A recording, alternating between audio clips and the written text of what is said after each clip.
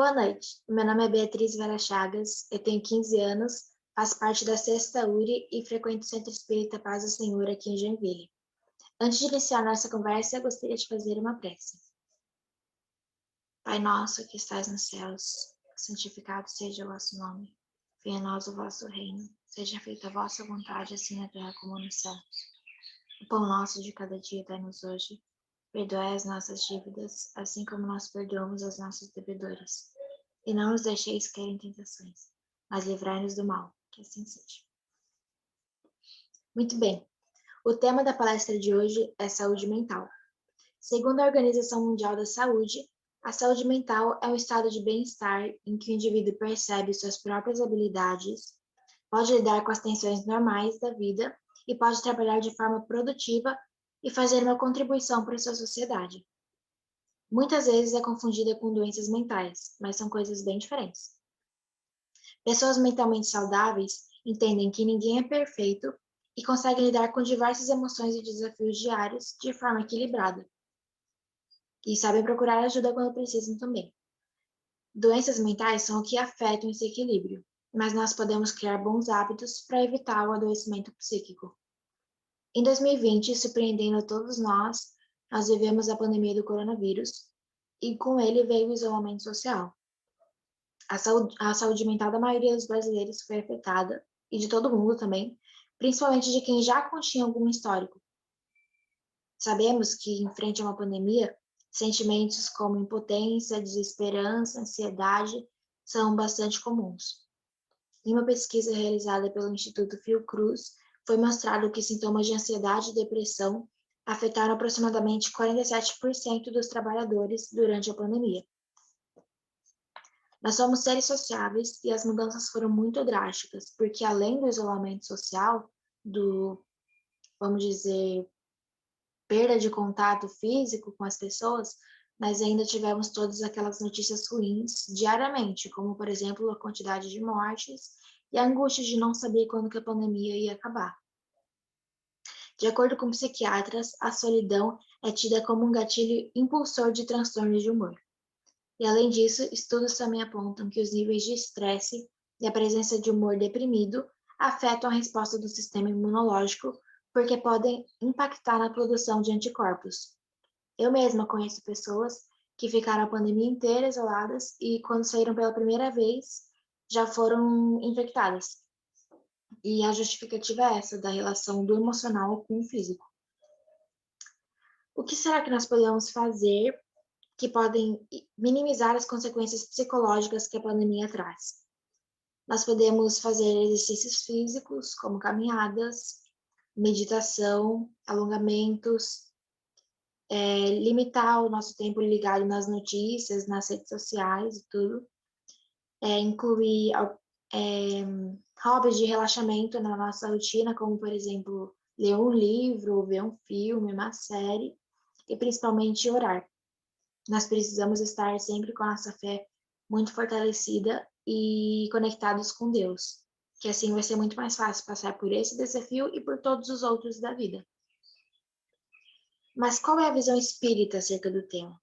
O Espiritismo nos mostra as inúmeras possibilidades do mundo espiritual se relacionar com os encarnados. Abro destaque para a lei da reencarnação e da lei da causa e efeito. Encarnar se refere ao primeiro nascimento do espírito em um corpo físico ou em determinada humanidade. Reencarnar se refere aos renascimentos sucessivos do espírito em um mesmo planeta ou em algum outro. Assim, Deus impõe aos homens a encarnação com o fim de fazê-los chegar à perfeição. Mas para alcançar essa perfeição, tem de sofrer todas as vicissitudes da existência corporal. A reencarnação é aceita como lei natural, que favorece a evolução do espírito. Em cada existência corpórea, o espírito recebe oportunidades para reparar os equívocos que ele cometeu em alguma outra reencarnação e, além disso, também desenvolver novos aprendizados. Cada reencarnação é precedida de um planejamento, que permite ao reencarnante renascer no meio propício e junto às pessoas onde se faz necessário desenvolver aprendizados e acertos espirituais. A reencarnação expressa a justiça e a misericórdia divina, que, não condenando o infrator, concede ao espírito a oportunidade de corrigir seus erros, cometidos devido à própria ignorância de não saber as consequências das próprias ações. Os reajustes promovidos pela reencarnação assumem a forma de provas e de expiações, sempre de acordo com os erros cometidos e no âmbito da aquisição moral e intelectual de cada indivíduo. As provas são aqueles obstáculos naturais, impulsionadores do progresso, que são mais diários, são o que enfrentamos todos os dias. Já as expiações são aquelas provas maiores, mais difíceis e mais dolorosas, que acontecem por causa de um endividamento maior. A quitação de dívida, então, pode ser feita pela dor, que são as provas de expiações, ou pelo amor, principalmente pela caridade, que é um dos principais pilares da evolução. Sobre a lei da causa e efeito, muitas vezes as causas dos males que nos acometem podem se encontrar num passado distante, em alguma existência anterior, que nós não conseguimos nos lembrar na vida atual, porque nós estamos envolvidos pelo véu do esquecimento. A lei da causa e efeito, por essa lei, cada criatura, perante a providência divina, detém uma conta própria, com débitos e haveres contabilizados. Nós seremos responsáveis por todas as atitudes infelizes perante o nosso semelhante, assim como seremos credores por todas as nossas boas ações. A lei da reencarnação nos mostra que, sendo imortais, nós somos frutos de vivências passadas. Sofremos mais ou somos mais felizes, de acordo com a nossa evolução que acontece desde lá de trás. A lei da causa e efeito também nos mostra isso. Nossos acertos passados aparecem como nós, na vida atual, como recompensas, e as nossas faltas como expiações. São coisas que nós plantamos lá atrás e que hoje nós colhemos. Saúde mental é a capacidade de manter o equilíbrio em diversas situações, tanto boas quanto ruins. Nós podemos conectar saúde mental à falta dela, que envolve algumas doenças, como depressão, bipolaridade, insanidade e muitas outras. Joana de Ângeles foi uma mulher que, quando ela estava viva, ela nunca renunciou ao seu amor a Cristo, e depois que ela faleceu, ela se tornou mentora espiritual do médium Divaldo Pereira Franco. Emmanuel é um espírito considerado por Francisco Cândido Xavier, também conhecido como Chico Xavier, como orientador espiritual e ajudou Chico a escrever algumas obras como Pão Nosso e Emmanuel. Emmanuel e Joana explicam que há várias causas para essas doenças e quase sempre são contraídas por faltas em uma existência anterior. O suicídio, o uso inadequado das faculdades mentais, o envolvimento exagerado com a vida mundana podem ser tidos como causas anteriores de uma encarnação atual imersa na insanidade. Ao desencarnar, o espírito que viveu assim, ele percebe os seus erros e ele se sente como um criminoso, porque ele causou muita desarmonia. Então, suas faltas e boas ações são impregnadas no perispírito e ele vê que a única forma de reparação possível é no processo de reencarne. Sente que uma nova vida na Terra, num corpo portador de doença mental, pode absolvê-lo dos males que ele praticou. Então, não é uma punição vinda unicamente de Deus, mas antes disso, da consciência do próprio espírito. Nós sabemos que ninguém escapa da própria consciência. O espírito imprime nas suas moléculas de DNA do novo corpo que ele vai adquirir, o novo corpo físico, suas necessidades e esperança que propiciam sua evolução. Depois de encarnado, a deficiência pode se manifestar tanto após o nascimento quanto mais tarde, durante a vida, depois de algum trauma, por exemplo. Mas nos dois casos, a doença já estava no perispírito. É importante também falar sobre a obsessão. Uma das formas de obsessão é um mecanismo de cobrança do ser desencarnado para com o encarnado. Ela se baseia em disputas e situações não resolvidas. O obsessor acredita que influenciando negativamente o encarnado e se vingando dele, a sua dor vai diminuir. Isso pode fazer com que o encarnado receba até mesmo um diagnóstico equivocado de doença mental. As chances de cura total nesses casos são muito grandes. O jornal O Florense traz um exemplo disso através do caso da Beatriz Vanazzi. Há muito tempo, ela passava por momentos de muita tristeza e foi diagnosticada com depressão e traços de bipolaridade. Mas ela não entendia de onde vinha isso. Ela falava que não tinha lógica, que ela tinha tudo para ser feliz e que não entendia o porquê disso. Então, ela resolveu procurar atendimento numa casa espírita. Lá, ela foi indicada a fazer um tratamento à base de orações, caminhadas e pensamento elevado. Beatriz contou que tomou 9 passes, leu algumas obras espíritas e começou a frequentar as palestras também. E depois de um tempo, ela sentia que já não tinha mais tristeza e se sentia mais equilibrada. Palavras dela.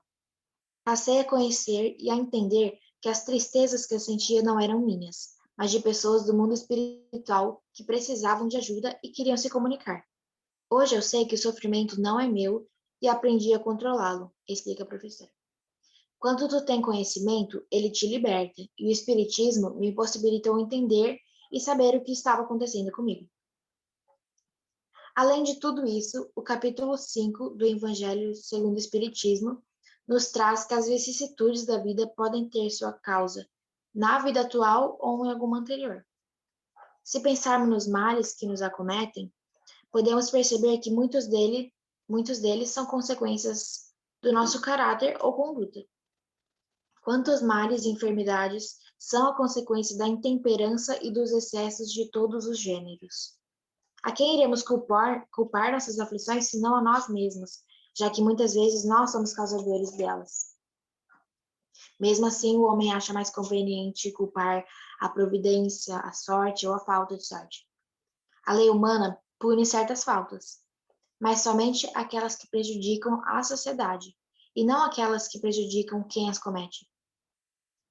Deus deseja o progresso de todas as suas criaturas. Por isso, ele não deixa impune nenhum desvio do caminho reto. A falta pode ser grande ou pequena. O homem sempre vai ser punido pelo que pecou. O sofrimento que a consequência traz adverte o homem de que ele errou e lhe dá a possibilidade de diferenciar o bem e o mal e se melhorar, para que no futuro ele não tenha que passar pelo aquele sofrimento de novo. Mas às vezes, as consequências vêm um pouco tarde. Quando o mal não tem mais remédio, o homem diz que se pudesse recomeçar, faria tudo diferente. A lei da reencarnação nos diz que após o falecimento do corpo material, nós podemos reencarnar e fazer sim diferente. O item 14 desse mesmo capítulo nos diz que a calma e a resignação, auridas da maneira de considerar a vida terrestre e da confiança no futuro, dão ao espírito uma serenidade que é o melhor preservativo contra a loucura e suicídio. A maioria dos casos de loucura, aqui podendo representar uma doença mental, se originam da comoção que as vicissitudes geram que vai além da força que aquele espírito tinha para suportar. Se com a maneira que o espiritismo lhe faz enxergar as coisas desse mundo, ele recebe com indiferença ou até mesmo alegria as situações que o desesperariam em outras circunstâncias, fica claro que essa força que o coloca acima dos acontecimentos mantém sua razão aos abalos que sem ela o tirariam o equilíbrio. Infelizmente, o estigma da saúde mental, por ainda ser visto com preconceito como um tabu, faz com que as doenças mentais não sejam tratadas como as doenças físicas, o que é um erro e tem por consequência o agravamento dela. Pior do que sofrer é não poder sofrer. É preciso validar o sentimento do outro e os nossos também, e não negar a doença.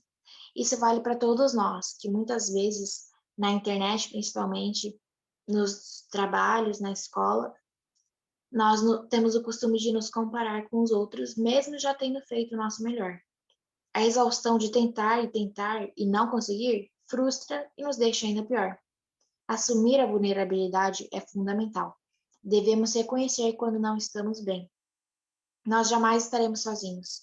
Podemos recorrer à nossa família, amigos, Deus ou até mesmo ao centro espírita para nos ajudar. Está tudo bem não estar bem, e falar sobre isso é muito importante. Procure manter sua mente saudável, pratique exercícios, medite, que é uma ótima forma de manter seu corpo físico e espiritual em harmonia e bem sintonizados. Cante, dance, faça algum esporte, converse com seus amigos. E se você sentir que algo na sua mente não está saudável, procure um psicólogo ou tratamento espiritual ou ligue 188 para o Centro de Valorização à Vida. A vida é uma dádiva, valorize a sua. Gostaria de encerrar com uma mensagem de Chico, do Espírito Emmanuel, psicografado pelo Chico Xavier, que está no livro Pão Nosso. Guardemos saúde mental. Pensai nas coisas que são de cima e não nas que são da terra. Paulo, Colossenses, capítulo 3, versículo 2. O cristianismo primitivo não desconhecia a necessidade da mente sã e iluminada de aspirações superiores, na vida daqueles que abraçam no Evangelho a renovação substancial. O trabalho de notáveis pensadores de hoje encontra raízes mais longe. Sabem agora, os que lidam com os fenômenos mediúnicos, que a morte da carne não impõe as delícias celestiais. O homem encontra-se além do túmulo, com as virtudes e defeitos, ideais e vícios a que se consagrava no corpo.